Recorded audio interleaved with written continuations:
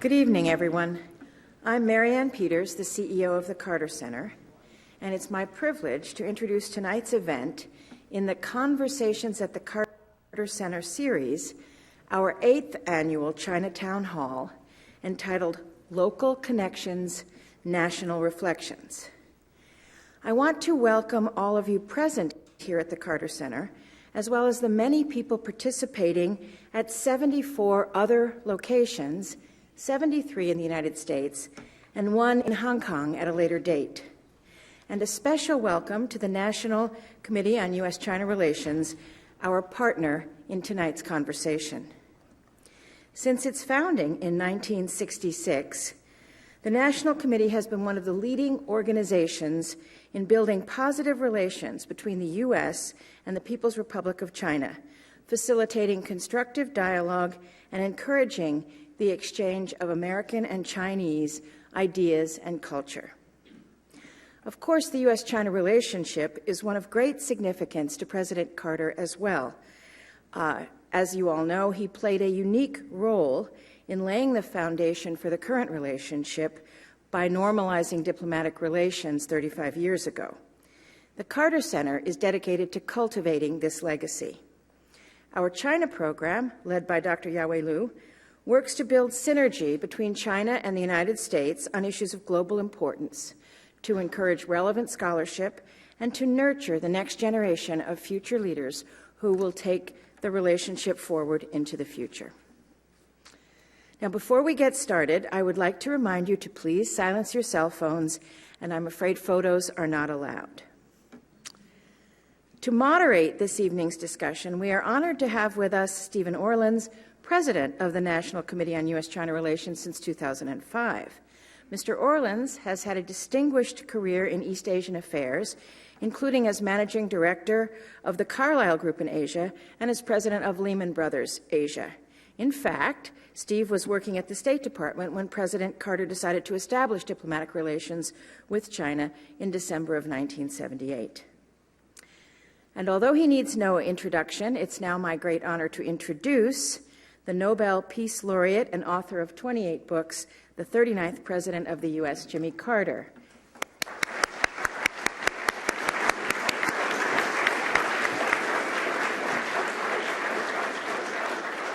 Steve? I want to thank Ambassador Peters and the Carter Center for hosting tonight's event. I want to say good evening to those in the eastern and central states. Good afternoon to those in the mountain states and on the West Coast. As Ambassador Peters just said, I'm Steve Orlins. I'm President of the National Committee on U.S.-China Relations, and I'm pleased to welcome audiences from 74 venues throughout the United States to our 8th annual Chinatown Hall Local Connections, National Reflections. We created Chinatown Hall in the belief that U.S.-China relations are the defining relationship of the 21st century, and that getting that relationship right is the key to peace and stability throughout the world. On the 35th anniversary of the establishment of diplomatic relations, we could have no one better than the man who presided over that historic event, the 39th President of the United States, Jimmy Carter. Thank you very much, Steve. In 1978, when I was a young lawyer, a very young lawyer, in the State Department, working on the legal framework of diplomatic relations, I saw firsthand what true world leadership means. Opposition to the normalization of relations was intense on the U.S. side, from some in the Congress, from lobbyists, from members of the public. There was also great debate at the highest levels in China. President Carter and Deng Xiaoping acted despite the resistance in each country, and the result has been 35 years of peace, stability, and economic growth on both sides of the Pacific. I thank you for your vision and courage at that difficult time. And I also thank you for giving me the opportunity to participate in this historic endeavor and launching what has been a wonderful 35-year adventure working in the U.S.-China relationship. Before turning the floor over to President Carter, I'd like to thank our partners at all 74 venues and our small but very dedicated National Committee staff, which has done a magnificent job in coordinating this complex nationwide event. Let me also thank our speakers, a veritable who's who of China experts in America. They have traveled throughout the country to talk with you because they believe, as we do, that educating Americans about China will help fashion policies that are in the long-term interests of the United States. In addition, we thank the Starr Foundation for funding this exciting program. Last, I thank President Carter for joining us today. It is an honor that I would have never dreamed of 35 years ago, to interview my first boss, our 39th president, just 2 weeks after his 90th birthday. Happy birthday, Mr. President. Thank you very much, Steve.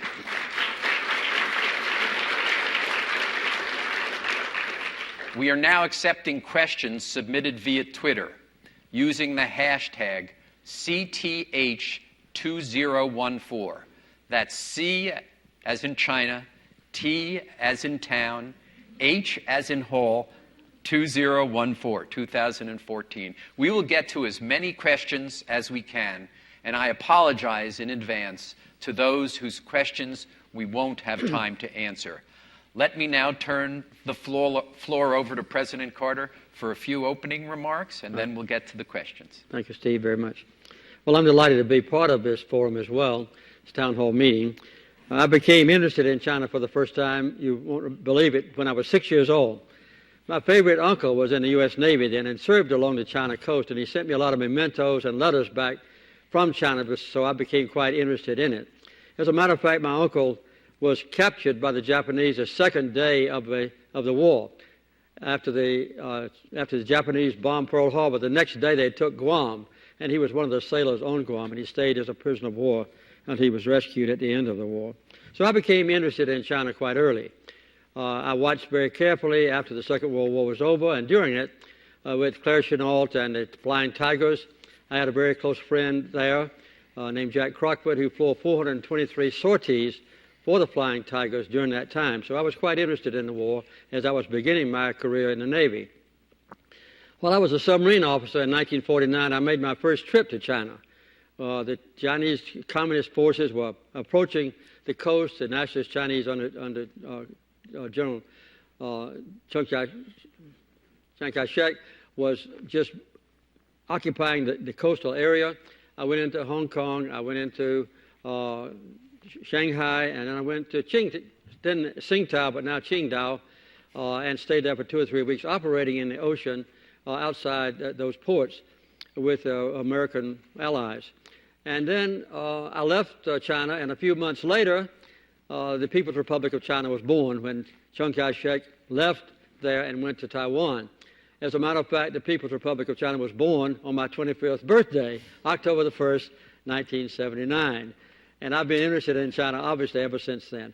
1949. I was very interested in seeing... You look like it was 79. Well, it does seem like it, yeah. I've been thinking about 79. Anyway, I was very interested also in when Richard Nixon went to China in 1972, and he and the Chinese officials declared that there was only one China. I was disappointed that they didn't say which one. And then for the next 6 years, as you all know, the United States continued to have diplomatic relations only with Taiwan. And I saw in my own career in the Navy for 12 years the devastating wars that took place in that area of the world. Not only the Second World War, but then, of course, the Korean War and then the Vietnamese War, in which my oldest son was a participant. And then so when I got to be president, I thought that it was a very good opportunity for us to sign an agreement with China to recognize them as the mainland China as representing the Chinese people, and I hoped that it would have good results. I had a good partner in Deng Xiaoping, who finally prevailed in the power struggle in China, and he and I negotiated secretly from the White House only. We never did send any messages through the State Department because it was full of, it was a sieve, it was full of holes, and it would let go out. We leaked terribly, I agree. It was, well, okay, I was wondering if Steve was going to disagree with me, but we wanted to keep it quite secret because the support for Taiwan then was overwhelming in the United States.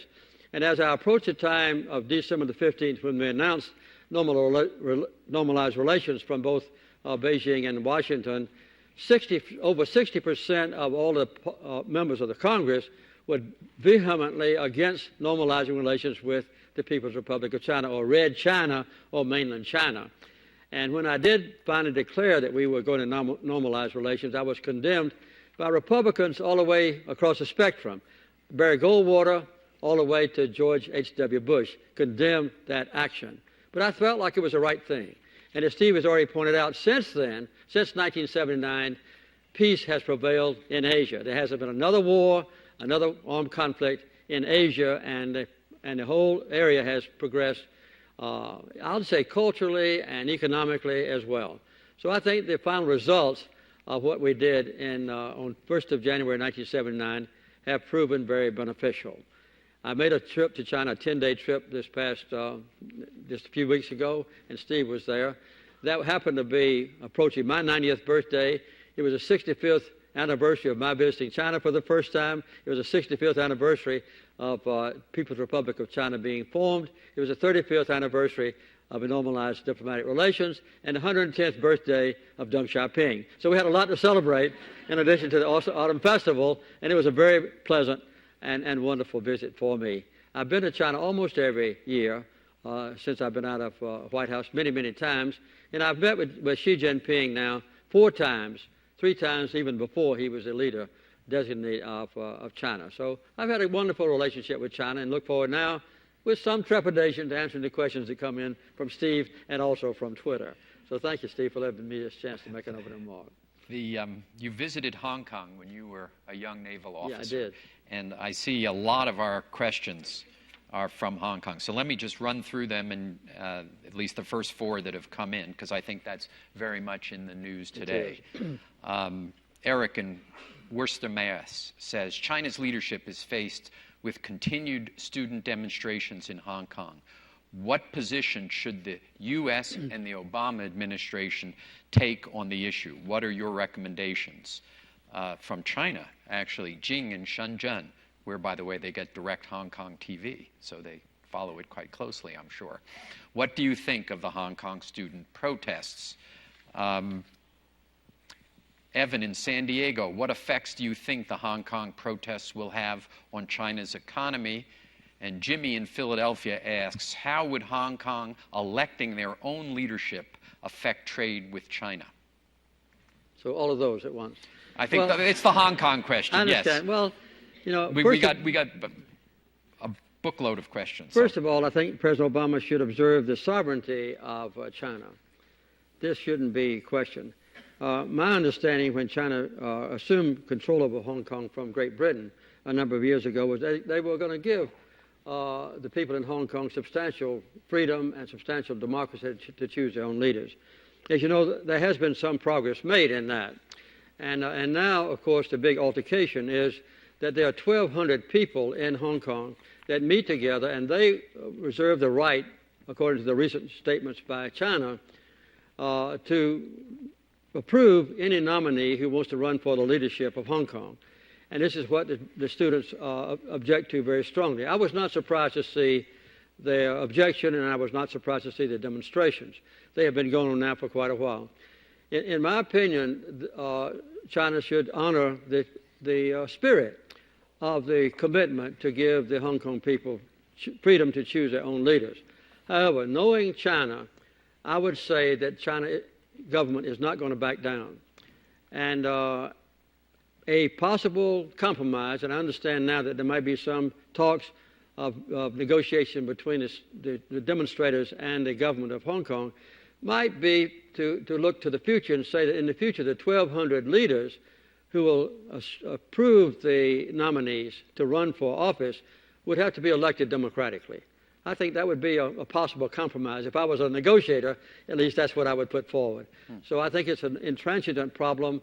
I don't believe China's going to back down, and I think for the United States to intercede directly with condemnation of China might be counterproductive. I think that's a terrific suggestion, and one which I hope they take seriously.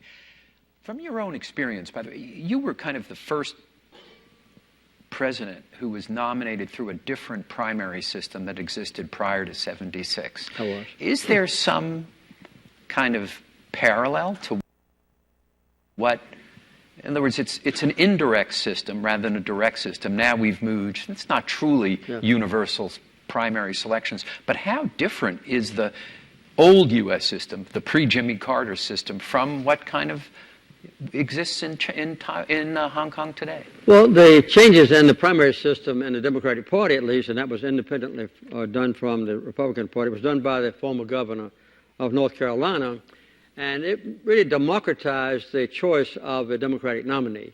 And we knew about those reforms that were instituted in 1974. I ran for president in 1976. So we studied those reform procedures very secretly and very acutely and very thoroughly, and that was when I decided to run for president, because I thought I'd have a better chance under a pure democratic system in the Democratic Party itself than I would just from big shots getting to the convention and deciding who the Democratic nominee should be. So we had contested primary elections in more than 30 states out of 50, and I entered all 30 states.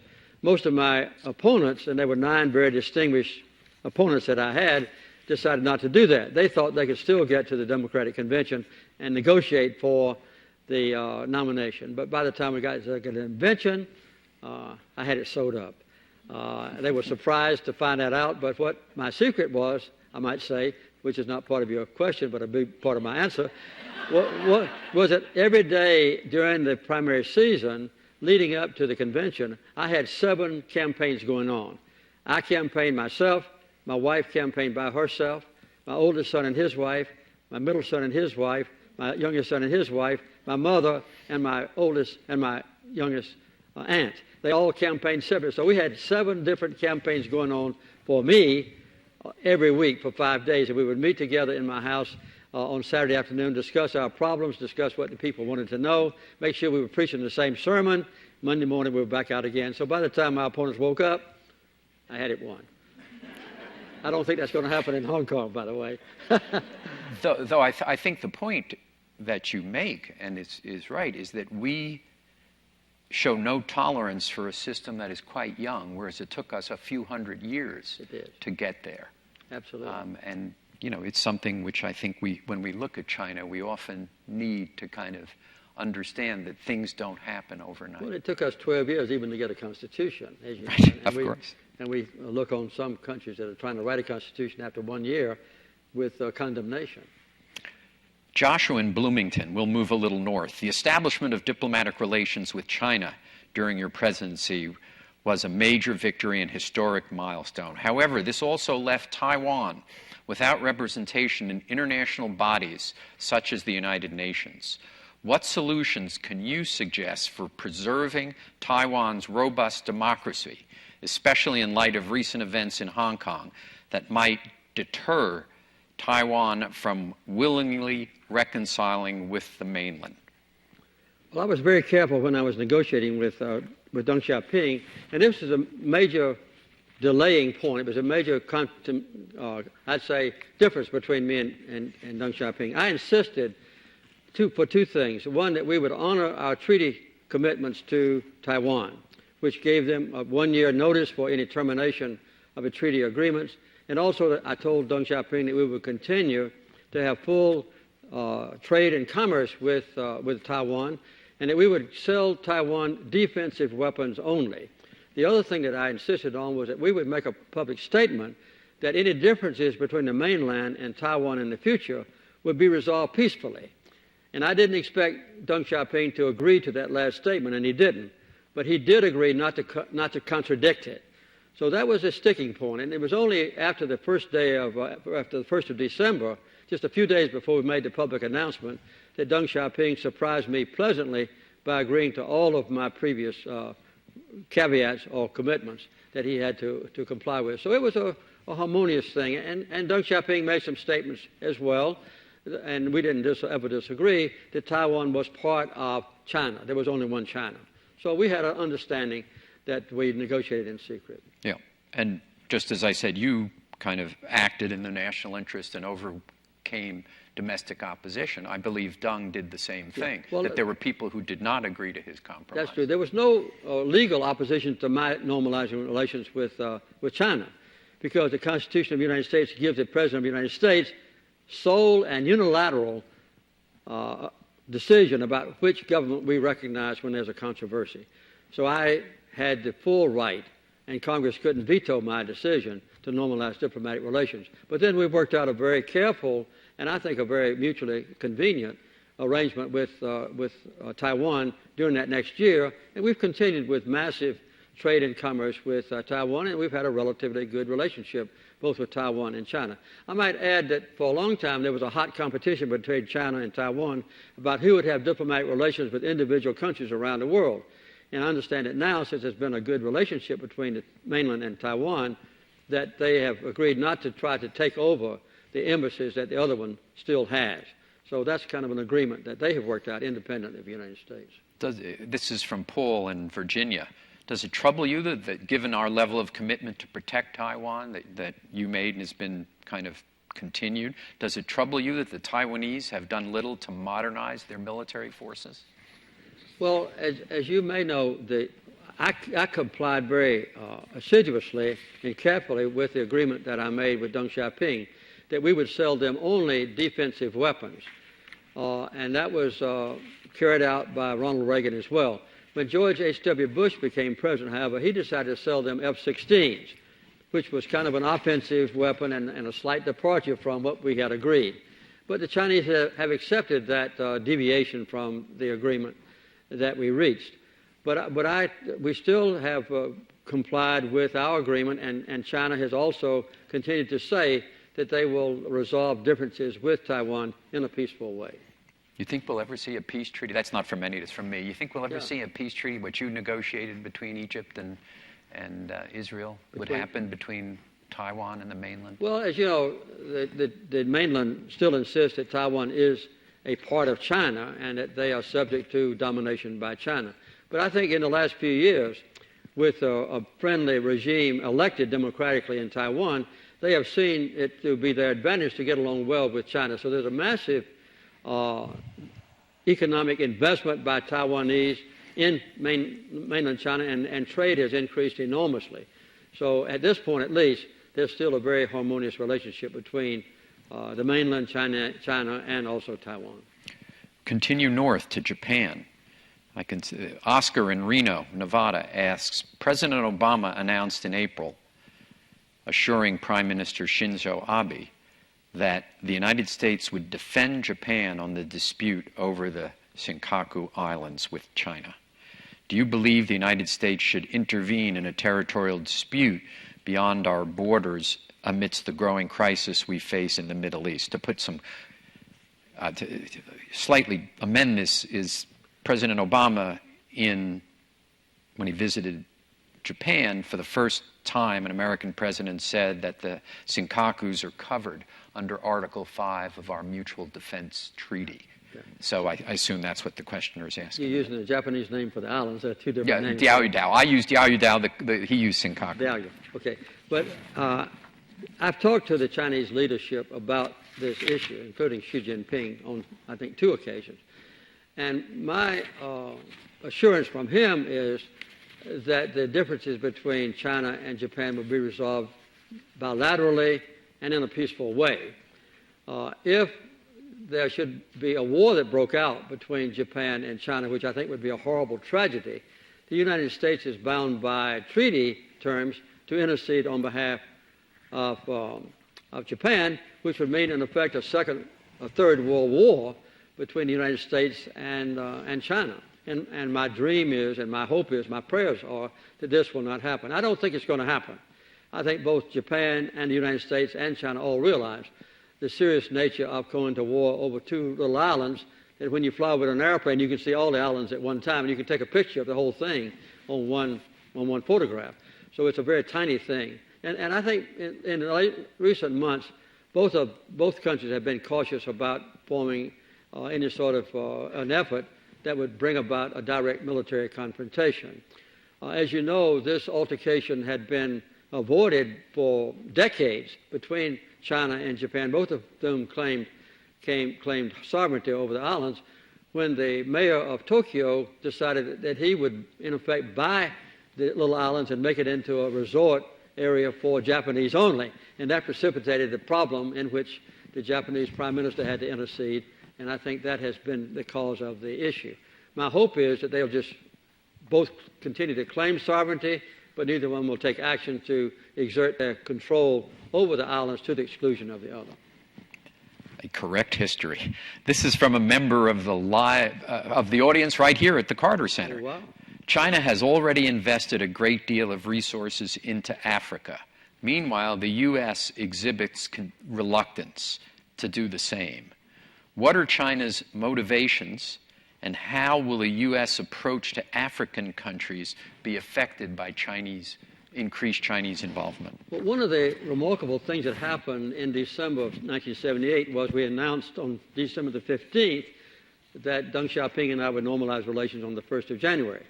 3 days later, and very closely aligned with that, was Deng Xiaoping's statement on openness and reform, which meant China would open itself much more aggressively to the outside world, which they hadn't done before, and they would reform completely the economic system and even the political system within China. And after that, China began to extend its diplomatic relationships to countries all over the earth. The Carter Center has had programs in 80 different countries, and my wife and I have visited more than 145 countries. And everywhere we go now, no matter how tiny the country might be, there's a very strong Chinese presence there. Quite often it's because China has formed a beneficial trade relationship with them to buy oil or minerals of some kind and that sort of thing. But even when they don't have that kind of trade relationship, they want to have friendly diplomatic relations with them. I would say for a long time China had a fairly, I wouldn't say selfish, but a fairly self-beneficial relationship with a lot of those countries. But lately China has begun to see that they need to have a good relationship with the people of those countries and not just with the government or the ministers who formed a contract for trade. And China has actually asked the Carter Center, since we have programs in 35 different African countries, to help them with the relationship between the government of China and the people of the African countries. I think in the future, China, as it becomes more and more established as one of the top leaders economically and diplomatically and even militarily in the world, one of the BRIC countries, that China will begin to take a more responsibility to see that the world is stable and that wars are prevented and that local altercations that might lead to conflict like going on in North and South Sudan right now should be ironed out. And I think China will become more and more involved in trying to ease tensions and use their diplomatic influence in those countries to preserve and promote peace and stability. Certainly their participation in UN peacekeeping efforts is quite significant now. It is. Thousands of Chinese troops. I might add, to surprise of some of the audience, that there are over 1 million Chinese now who live permanently in Africa. And that trade with Africa has now exceeded $165 billion a year. And it's increasing rapidly, not only the diplomatic relationships that I described earlier. And they, of course, have this enormous effort to help on Ebola. They do. They're deeply committed to humanitarian issues now. Yeah. This is from Columbia, Missouri, Runtian, and I think is particularly appropriate because you lost a night's sleep when Frank Press called you and woke you up to ask, Deng Xiaoping asked you to send 5,000, could the United States accept 5,000 students? So this is, why is there a cap on the H-1B work visa? In 2014, there were 172,000 H-1B applications filed, but the lottery cap only allowed for 85,000 visas. That means that 50% of the international students that should have been hired by Fortune 500 corporations were forced to return to their home countries. Why not double the H-1B work visa cap? Can the U.S. really afford to train and send top international students back to their home countries to compete against the United States? That's a long question. I'll give a brief answer, I hope. Well, as you know, after 9/11, there was a tightening up in this country of all aspects of foreigners coming into our country, and this did apply to that particular group to which the questioner referred. But the relationship with China has been different. We have now over 250,000 Chinese students in American universities and colleges. And in the last 10 years, we've quadrupled the number of American students also going to China. And this is a matter of great pride in China and also in the United States. This was a very serious problem that Deng Xiaoping and I resolved. As Steve has pointed out, I was waked up in the middle of the night at 3 o'clock in the morning, by the way, by my science advisor, whose name is Dr. Frank Press, who was over in China working out another agreement with China concerning science and technology. And people didn't wake me up very much at 3 o'clock in the morning unless it was an urgent crisis. So when I finally woke up and found out that Frank Press was on the phone, I said, "Frank, what in the world is wrong with you?" I knew what he was. I said, "What happened in China?" He said, I'm here with Deng Xiaoping, and he wants me to know now from you if he could send 5,000 Chinese students to American universities." And I was quite angry. I said, "Tell him to send 100,000," and I slammed the phone back down. And within 5 years, we had 100,000, and now we have over 250,000. So that's been a great benefit for the United States and China. I think it is one of the things, along with tourism back and forth, and also the trade relationships that we have developed, that is an insurance policy against the differences that are inevitable between our two countries, and it existed much worse, by the way, before we normalized relations. To let those differences cause us to get into a contentious element of resurrecting the Cold War. We're not going to do that. I think the most important bilateral relationship in the world is between the United States and China. It's not only brought 35 years of peace and stability in Asia, but it's also improved trade and commerce and the prosperity of Chinese people and America. As you know, with that increased trade and with the economic freedom in China now, 500 million Chinese that were previously in poverty have been brought out of poverty. They still have a long way to go, but they're making good progress. Here's a short one to make up for that long one. Andy in Topeka, Kansas. It's beginning to sound like your primary. Xi Jinping has been actively promoting the Chinese dream. President Carter, in your opinion, what is the Chinese dream and what is your dream for China? Well, I've heard Xi Jinping, I've read some of his speeches where he uses that phrase. I think part of it is to cement his relationship with the Chinese public by giving them an ideal vision of what China can be in the future. It's just like the American dream and the Chinese dream. It has some negative effects, perhaps, because it tends to promote nationalism and the belief in China that everything we do is okay and what the rest of the world does is wrong. That may sound very familiar to American citizens because that's what we've done for the last 200 and some years. The American dream is right, and if anybody contradicts it, they're wrong. But I think this has precipitated a feeling among Chinese and American people that the others can't be trusted. When I was in China on my last visit for 10 days that I already mentioned, we had a poll result, I think by Pew, I'm not sure about Pew Foundation, but anyway, only 10% of the Chinese people believe that the United States can be fully trusted. 10%. And only 25% of Americans now feel that China can be fully trusted. And that creates a problem that has to be resolved, I'd say, by the actions and the words, public statements of our two leaders. When they get together, and you may know that President Obama will be there in November, and I understand that Xi Jinping is coming to our country in January. But when they come to our countries, they need to make positive statements about the benefits that have already been derived for the last 35 years and how we can stay at peace and understand each other for the next 35 years. Despite the fact we have different objectives, different priorities, we have a different form of government, we have different history, all those things were well understood by me and Deng Xiaoping. In fact, as I said a few minutes ago, the differences that existed between China and the United States when we normalized relations were much greater than anything that's happened since then. And so every president that comes into office has to get to know the benefits that are derived from the normalized relations between our countries. The Asian Studies Department at the University of Vermont asks, how strong is our actual influence on Chinese foreign policy, and how much has it changed since you were president in the last 35 years? Well, I think that China always resents any foreign country, including the United States, criticizing their own domestic policies on human rights or anything else. But I also think that it probably has some effect on the leadership in China when they feel or hear that respected foreign leaders are critical of some of the things that are being done there.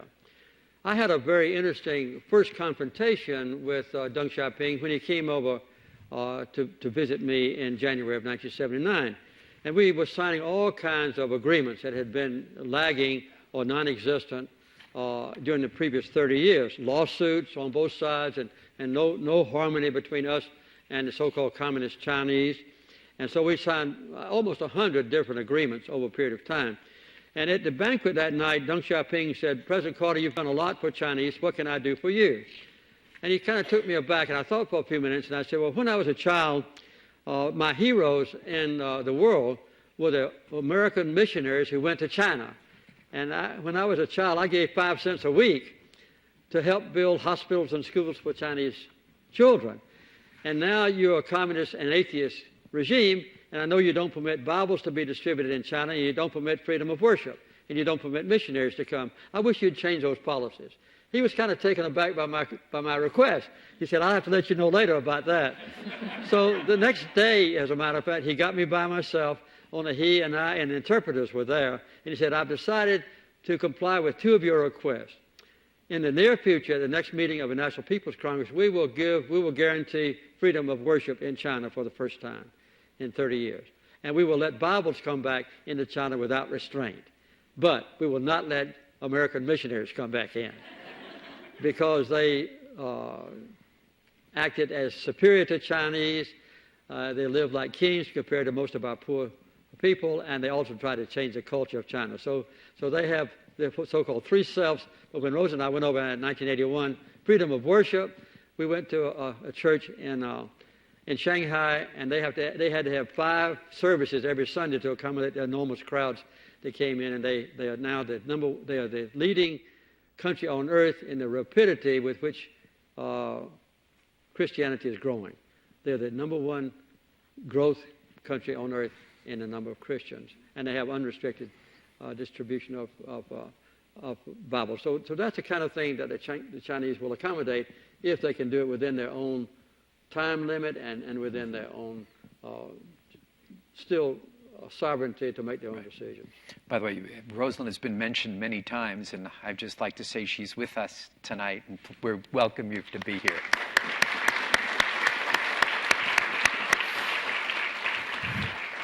She's been such a critical part of everything you've done over the years. Yeah, critical is an accurate expression on some occasions.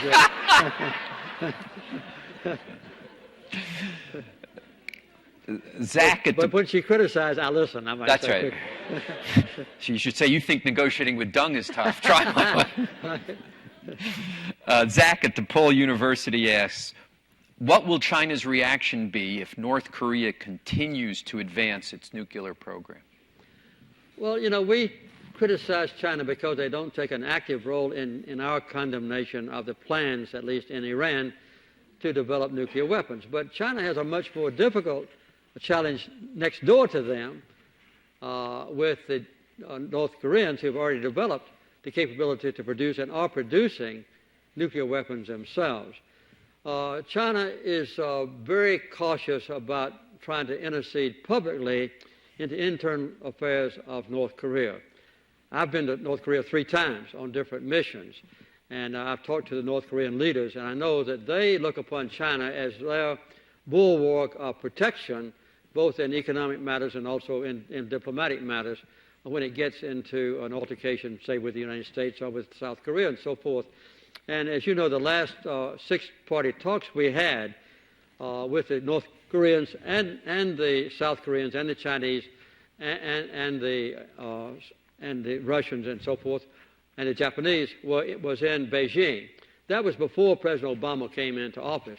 I would like very much to see the six-party talks resume so that we can negotiate with the North Koreans in the presence of the Chinese and others who are interested in the future of North Korea. And I hope that will be done in the near future. But I think the North Koreans, on many occasions, have asked me to come over to bring messages from Pyongyang to Washington. I've done that on a few occasions, but that avenue is now closed.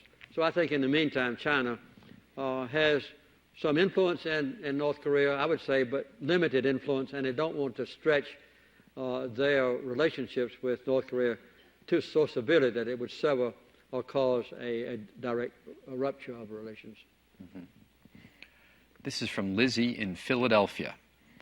How can the United States and the rest of the world get China to curb its pollution and carbon emissions without appearing hypocritical, given our own history of harming the environment? Interesting way. Well, the last three times I've met with Xi Jinping, I have urged China and the United States to form an alliance. On the 15th of January, as you may know, all the nations in the world will have to present a plan to the United Nations on what we will do to curb global warming and to deal with climate change. And the two greatest polluters on Earth right now are China and the United States.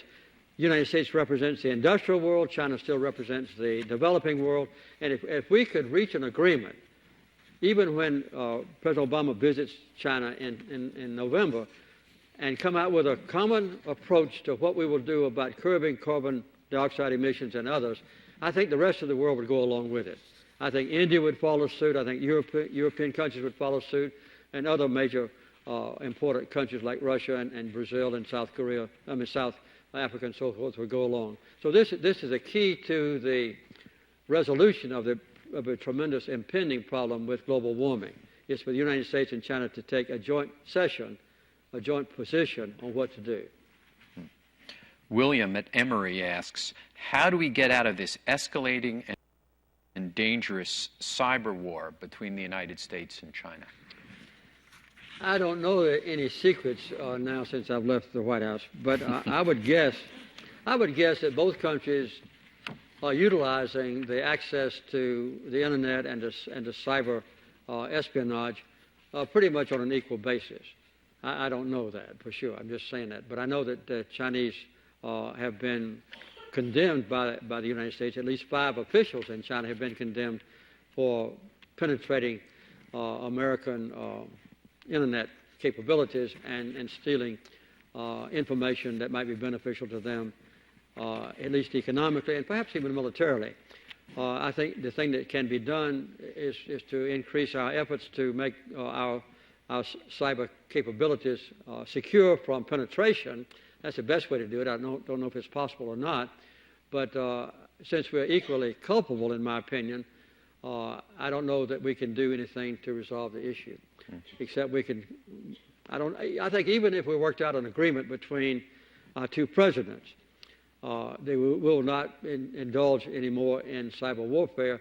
That would not deter the corporations in China to still have cyber penetration for corporations in America that might give them economic secrets of benefit. So I don't think it'd be possible to do away with it altogether. Yeah, what President Obama says is that the use of the government to hack into U.S. companies and then to turn that information over to Chinese corporates is where he argues. He says he understands that, they will hack into the Pentagon and others, and we do the same to the Ministry of National Defense. That's the tough issue.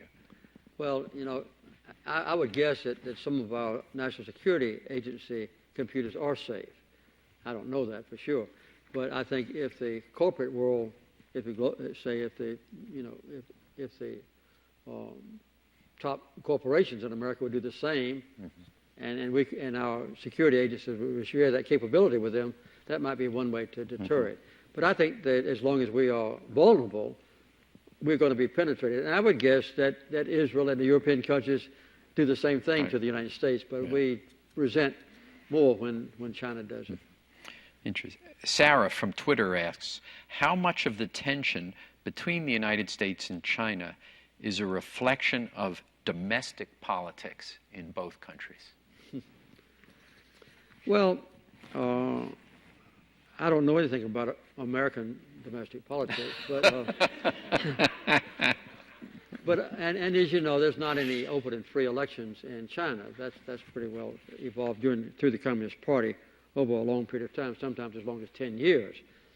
And for a Chinese leader to become president, he or she would have, meaning he would have to prove themselves at the local level and then at a larger city, maybe as a governor of a state and then the manager of a region, and then they work themselves up and prove themselves on the way, whereas our politics are open.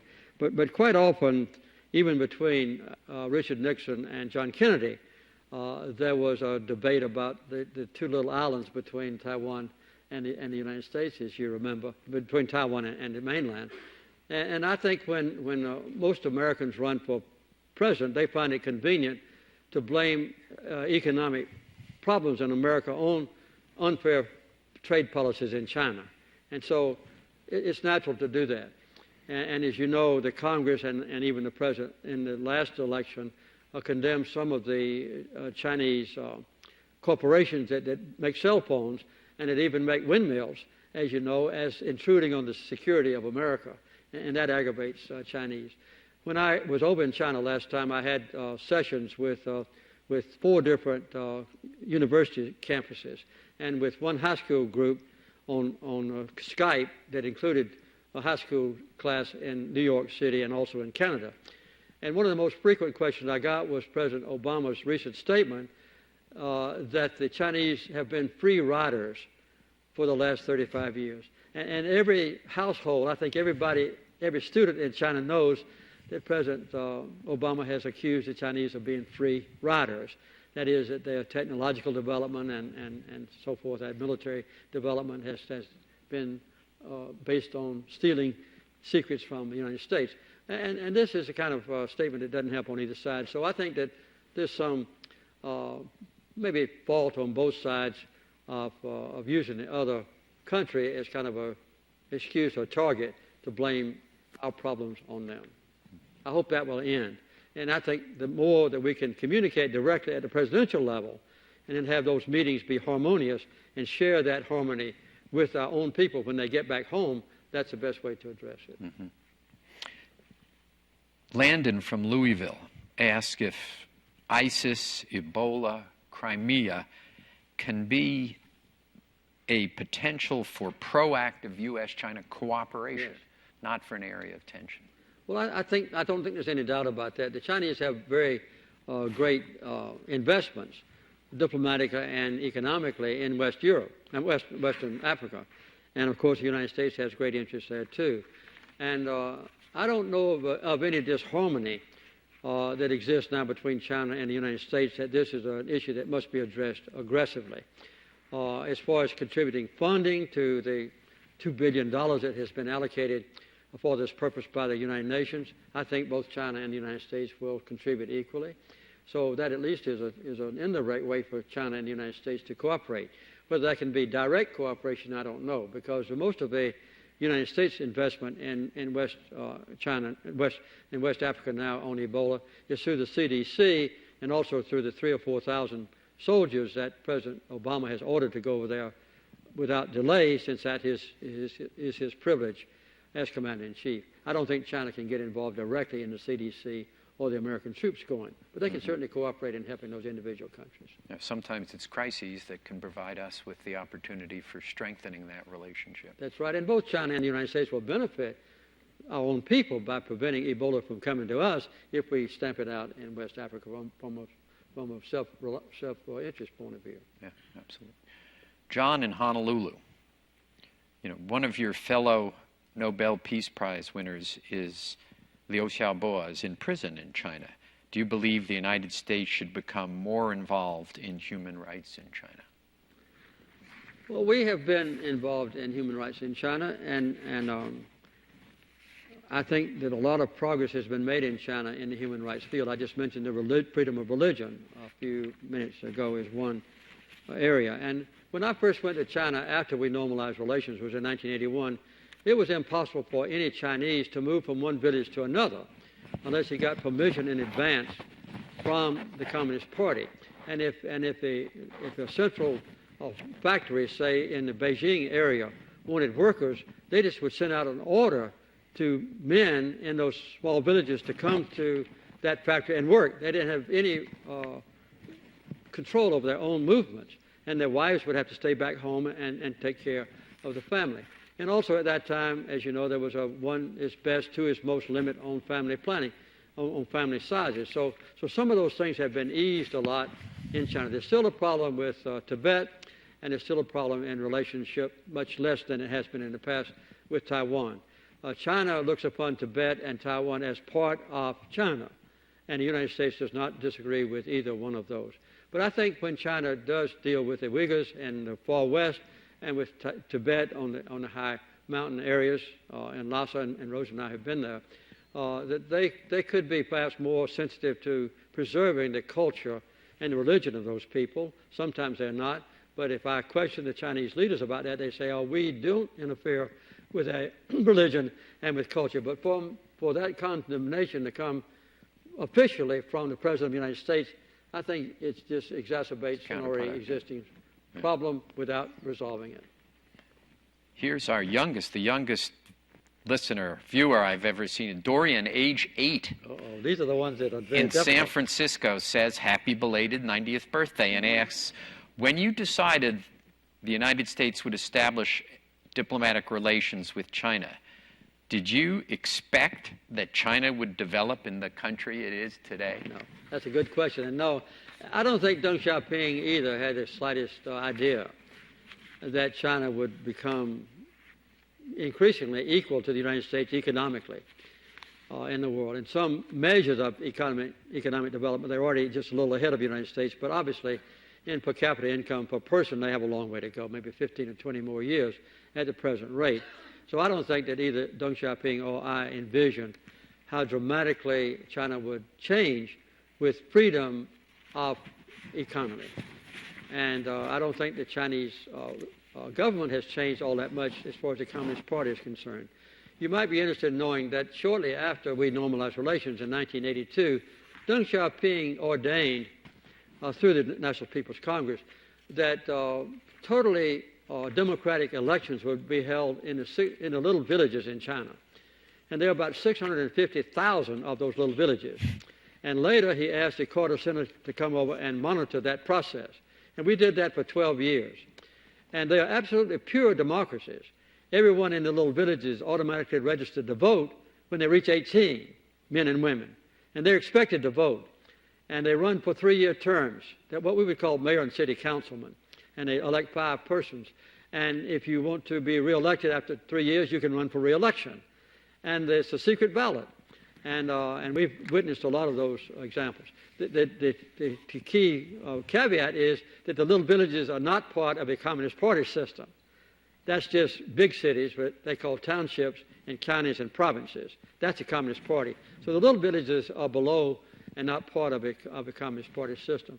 Unfortunately, in the last decade or two, there's been some contention or differences of opinion between the little villages who feel like they have control over their own affairs now and the Communist Party members who say we still have control over the little villages. So if there's a claim on property that's controlled by the little villages and the Communist Party leaders won't have a factory there, they can generally prevail. But there's been a lot of altercations, even violent altercations throughout China because of this unresolved issue.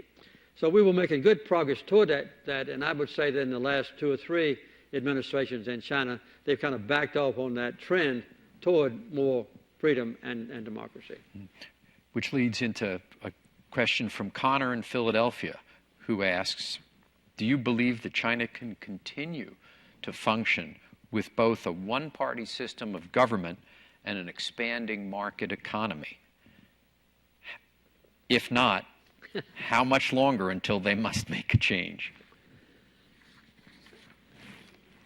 I don't want to predict that the Communist Party is going to fall in China. I think that the leaders of the Communist Party will be flexible enough to accommodate demands from their own people in order to keep the Communist Party in charge. That's my belief. And as I just mentioned in the closing remark on my previous answer, I think that perhaps Deng Xiaoping had more flexibility in seeing democracy take hold than some of his successors have. And recently, my impression is that there's been a tightening up of security in China, and I would say that that happened under Hu Jintao, the previous president of China, and also under Xi Jinping. My own personal opinion, and Chinese may differ with me, I think Xi Jinping is probably the most forceful leader that China has had since Deng Xiaoping. And I think he's determined to preserve the paramount nature of the Communist Party system. And I don't see any present prospect of that being changed with any sort of Western-style democracy.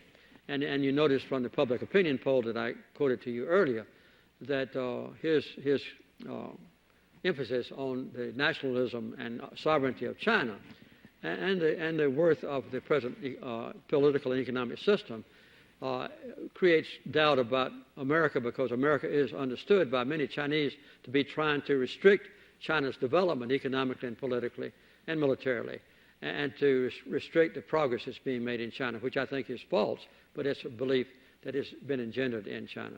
So for me to predict that the present government is going to fail, or for Chinese to predict that the American government is going to fail, I think is inappropriate.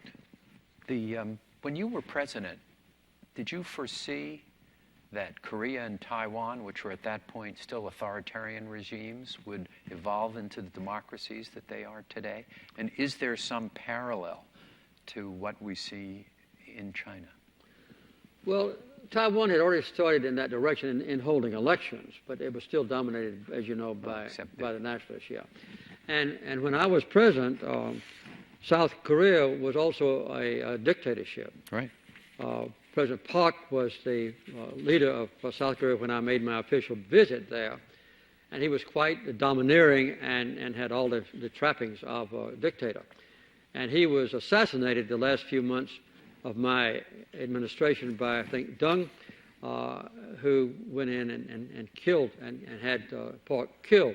So that was a transfer from one dictatorship to another military leader. And it's been since I left office that South Korea has moved toward democracy. So I would say, no, I did not anticipate those changes.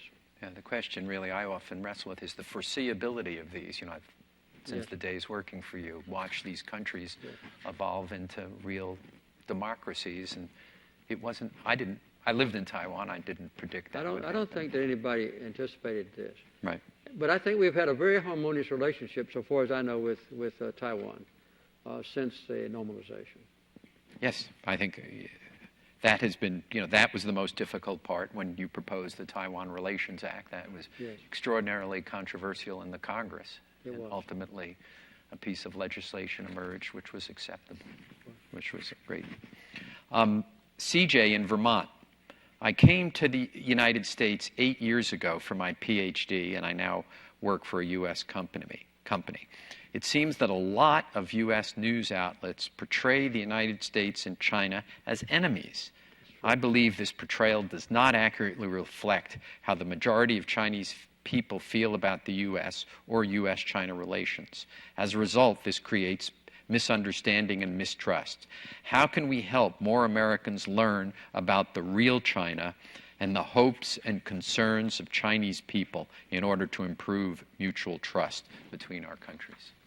Well, as I mentioned earlier, there's a great deal of feeling on both sides among the people, I think greatly swayed by the media, that the other side can't be trusted. And that's an area that has to be addressed, I think, foremost by the leaders themselves. And as you know, Xi Jinping and President Obama had a very harmonious relationship in Sunnyland, California, in their shirt sleeves and so forth. before, and I think good results have come from that. I think when President Obama announced that we're going to increase our involvement in the Pacific Ocean area, that caused some consternation and doubt in China as well. As a matter of fact, I don't think there was any substance to it, because the United States has been deeply involved as a Pacific power for the last 100 years or more. And we have ties of friendship and alliance with many countries in the Asian region long before President Obama became president. Just look at Australia and New Zealand, and go up the coast to Singapore and to the Philippines and South Korea and Japan and so forth. We have a plethora of trade relationships and even military alliances with those countries that preceded President Obama's announcement. And I would guess that the recent altercations, breakdown of peace between Israel and its neighbors, and the altercation and problem with ISIS in Iraq and in Syria, and even the Ebola crisis in Western Africa have changed President Obama's attention from the Western Pacific region more toward the East again. So international events will probably determine that rather than a decision made by a president. And what should he do when he visits there November 10th to 12th? Well, change the rhetoric? Well, I would like for him to explain to the Chinese people what he meant by free riders, because that's a burning issue. And I think that he might say, I'm not trying to write his speeches for him or anything, that would be presumptuous, but just explain what he meant by it, not a condemnation of the Chinese people, and still praise their economic advances that they made on their own initiative, and just say that in the future we need to be equal partners and benefit from what's learned in other countries, or something of that kind. And he could possibly make a statement that he looks upon China and Japan as powerful and reasonable countries to resolve the differences between them, things of that kind. So I'm not trying to say what he should say, but I think that what he says when he gets back home about his relationship with Xi Jinping would be very good, if it's positive. And I think they might, to take my own long-standing advice, if they could work out something of common interest and commitment on global warming or climate change, and present it to the world as an agreement between the two, that would send a very wonderful example or image of harmony between two great countries that are going to be in leadership in the world in the decades to come. President Carter, that is a perfect way to end this evening. You have really given us a tour de force. This has been just a wonderfully informative discussion. So I want to thank you for sharing your time and thoughts with us. Your historic decision 35 years ago, as I said, laid the foundation for peace in the Pacific in all of our lifetimes. Your leadership and the work at the Carter Center to strengthen the U.S.-China relationship is an inspiration to all of us. That concludes tonight's program. For those here in the Carter Center, please remain in your seats as President Carter departs the room. Thank you so much, Mr. President. It's been a pleasure.